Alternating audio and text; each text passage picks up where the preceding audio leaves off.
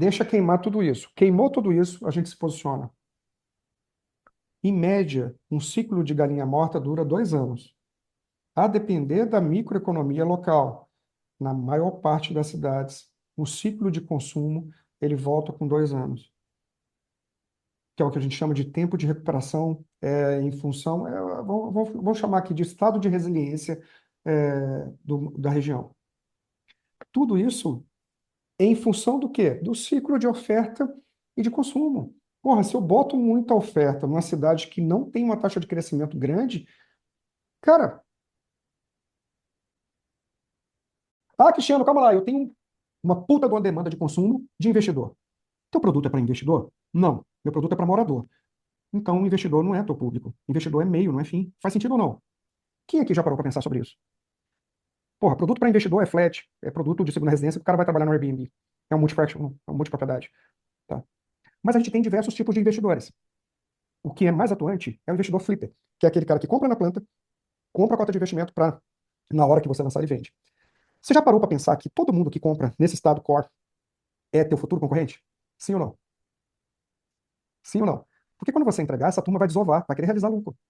Sim ou não? Eu vou dar um pequeno exemplo. Naquela época lá de 2020, que a gente teve um problema pandêmico, taxa de juros lá embaixo, muito aplicação de longo prazo, tesouro direto, tá uma porcaria. Porra, o brasileiro, quando tá muito ruim, tem dinheiro, ele posiciona em ativos. E quando tá muito bom, ele posiciona em ativos. Então a gente tem a natureza patrimonialista. Legal. O que você está querendo dizer, Cristiano? A quantidade de gente, de investidores que compraram naquele período foi gigante. O que você está querendo dizer, Cristiano? Você está querendo dizer para eu não vender para investidor? Não. Eu preciso entender se eu estou vendendo para investidor. Porque se de fato isso estiver acontecendo, o meu próximo produto precisa ser diferente daquele que eu fiz. Porque senão eu vou bater de testa com esse cara.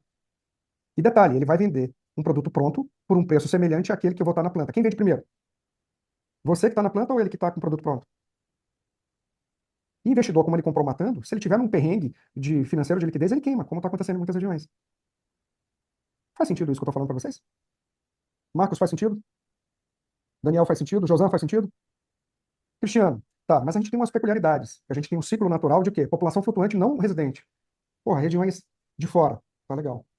Pô, Cristiano, aí você começou a complicar a minha vida. Porque aí a gente está começando a falar de nível de atratividade, de taxa de ocupação de população residente. Calma. Isso a gente vai lá na frente. Mas ainda assim, se você está vendendo um produto cujo perfil dele não é Airbnb, esqueça. Você precisa de o quê? Demanda de consumo de moradia. E presta atenção, investidor não é fim, investidor é meio.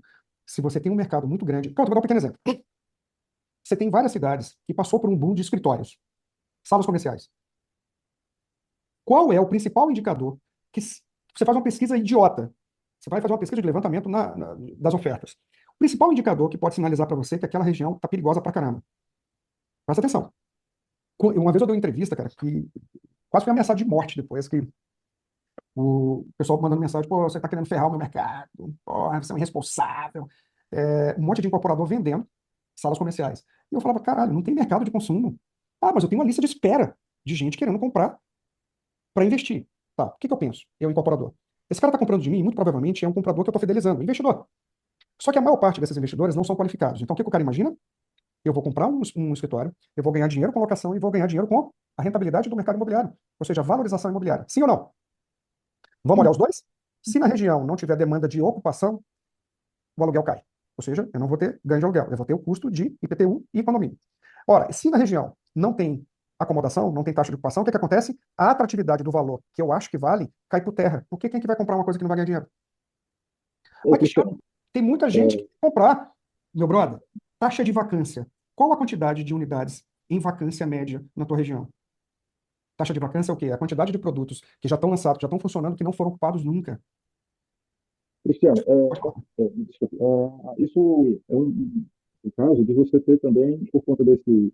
O cara lançou o imóvel, por exemplo, o quarto-sala, esse investidor ou empreendedor, aí você vem em determinadas regiões, você tem um boom de lançamentos e outro caminhão de lançamentos que já estão engatilhados para começar, porque não para de vender. Aí, uma preocupação que eu tenho, por exemplo, nesse caso, é o caso que você, que eu acho que tem a ver com o que você falou aí, que é o caso de o cara que é investidor não ter o retorno, porque você tem uma oferta muito grande de imóveis, por exemplo, a alugar, e você não vai rentabilizar o que imagina por conta dessa oferta demasiada, né, de produtos específicos, como, por exemplo, com a sala, né, eu não sei o que você acha em relação a isso. Né? Tem uma preocupação grande de você ver algumas regiões. onde você tem um aumento absurdo da quantidade de lançamentos e outro caminhão vindo e não para de vender, certo? E não para de vender, realmente tem sido bem comercializado. Só que isso, a um médio prazo, isso acho que é uma bolha do tamanho do mundo, né? É o que eu tenho imaginado, entendeu? Depende, Vendo essa situação, tá? depende. Você tem que entender quem está comprando. Se quem está comprando é investidor, e é investidor flip, tem muito lugar que tem lavagem de dinheiro muito grande, né? Eu não vou citar aqui as cidades, mas tem lugares que tem uma lavagem de dinheiro muito grande. Eu costumo dizer que o melhor lugar, a melhor época para você comprar um imóvel nesses lugares é em março de eleição de presidencial, que é a mesma eleição de governador e deputado. A galera começa a queimar para poder gerar caixa e de você compra preço de banana. Incrível isso. Só que você precisa entender o seguinte: essa turma, na hora que estiver desovando para realizar lucro, ela vai encharcar o mercado. E se a gente tem muita oferta, a relação de demanda e oferta, ela funciona tanto de um lado quanto de outro. Os preços caem. Eu vou te dar um exemplo: Itapema, segunda, terceira, quarta quadra, em algumas regiões de Balneário, até mesmo de Porto Belo, Santa Catarina. Porra, muita gente para comprar, eu preciso realizar, estou sem liquidez, preciso vender. O cara começa a queimar. Começa a queimar, brother. É o expurgo do próprio mercado. Tá, tem como a gente medir isso, Cristiano? Tem. Ao final do 10º passo, você vai entender.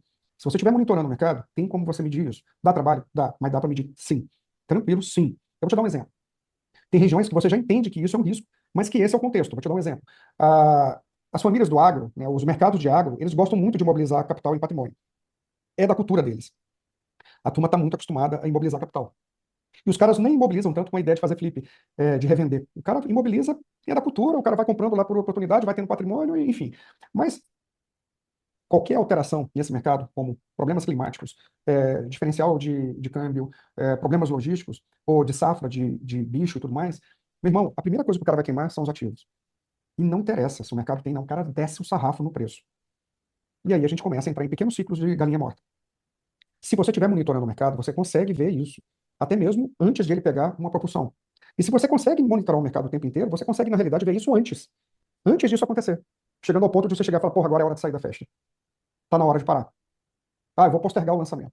Se você é regionalizado e empreende apenas em uma região, você vai ter ciclos de desenvolvimento de projetos. Você não vai conseguir empreender todo ano. Obviamente, dependendo da dinâmica econômica da micro-região onde você está. Por quê? Tudo depende, tudo. Nunca esqueça disso. Cachoeira, rio, nascente. Tudo depende da nascente. Se você tiver uma nascente fraca, se você tiver um excesso de água, babou. Ou tiver falta de água, babou. Você não tem cachoeira. Tá entendendo? Se não tiver demanda, cara, você não vende. Então a gente precisa entender. Eu estou vendendo para demanda fim ou estou vendendo para demanda meio? Pô, Cristiano, você está dizendo para eu não vender? Não. Eu posso vender para demanda meio tranquilo, mas eu preciso entender que isso está acontecendo. Porque se sim, eu mesmo já consigo entender e antever o movimento. Quantas cidades estão agora desovando estoque de 2023, 2024, resultado das unidades que ficaram prontas dentro do processo pandêmico? O cara está realizando lucro agora. Quantas unidades tem agora para vender, para sair no mercado? Que foi a turma que chegou atrasada, que viu que todo mundo estava ganhando dinheiro, e agora o cara vai começar a botar produto no mercado e não está vendendo. O que começa a acontecer? Bronca federal. Quem chega no final do ciclo e não entende isso, por quê? É problema. Bota aqui, o Marcos falou aqui, pronto. Então, é exatamente isso aqui, ó. Eu não posso deixar de empreender somente quando tá bom. Aqui, cara, eu tenho que estar com o projeto pronto, eu tenho que empreender aqui. Entenda que empreender é diferente de vender. Empreender é incorporar o terreno, é eu entender o que o mercado quer, é eu alinhar produto, é eu passar na esteira de aprovação para estar com o projeto pronto para lançar. E muito antes daqui, porque aqui o sinal vermelho já começa a aumentar. Porque esse ciclo é rápido demais. A quantidade de oferta que sai da prefeitura é rápido. É tipo uma tromba d'água. E a gente tem o quê? A indústria lenta. Imagine você, uma lancha e um navio grande. Ambos estão ali a 2 quilômetros de um iceberg. Porra, a lancha faz pirotecnia. O navio, ele precisa de quê? De espaço, ele precisa de tempo e de espaço para ele fazer a dobra, para ele tirar, ele se desviar. O mercado imobiliário é o navio. Quando a situação está boa, são raras as cidades que eu consigo aprovar em 6 meses. E normalmente as cidades que têm curto espaço de aprovação são as cidades ainda mais perigosas. Porque se ela está boa, todo mundo consegue aprovar na mesma facilidade que você. Por incrível que pareça, as cidades que são difíceis, de difícil aprovação. Eu vou dar um exemplo aqui. Indaial, Santa Catarina. Porra, Indaial tem uma demanda de produto lá, de loteamento de 100 mil. Porra, tô dando aqui o bizu para vocês. 80, 100 mil conto, teteia. Problema de Indaial. Você só pode vender um loteamento aberto depois que estiver pronto. Quem aguenta, meu filho? Quem aguenta incorporar, parcelar o som, fazer o desenvolvimento, só vender quando estiver pronto? Barreira de entrada. Porra, não tem oferta. Demanda reprimida fodida. Se o cara tiver um sapato financeiro legal e incorporar uma área, levando em consideração tudo isso, já aumenta o lucro na planta, será que ele ganha dinheiro? Sim ou não? Gente, às vezes uma dificuldade é uma oportunidade. Eu nunca me esqueço, uma empresa chamada BRDU, lá em Goiânia, empresa grande de urbanismo, hoje parece que ela está com dificuldade. 2014, ela estava querendo empreender. Eu não sei se era em Tangará da Serra. Eu sei que tinha um puta de um problema lá na prefeitura entre o prefeito e o vice-prefeito. brigavam, um entrava com mandado de segurança, tirava o outro voltava. Eu sei que toda vez que mudava essa gestão, rasgavam-se todos os projetos que estavam no pipeline de aprovação. Puta, isso falava, a turma falava, você tá doido, eu vim para cá, os caras ficaram. Vamos fazer o estudo? Bora. A gente fez o estudo, dava para fazer. Lá tinha uma demanda reprimida que dava para eles lançarem 2 vezes o que eles queriam. Só que, porra, ia ter sufoco. Os caras ficaram. Os caras lançaram o empreendimento que eles lançaram e lançaram o segundo empreendimento em Maré, Oceano Azul. Por quê? Porque não tinha concorrente, ninguém queria ter essa. Eles demoraram, na época, 3 anos. Um ano a mais do que o tradicional. Oceano Azul.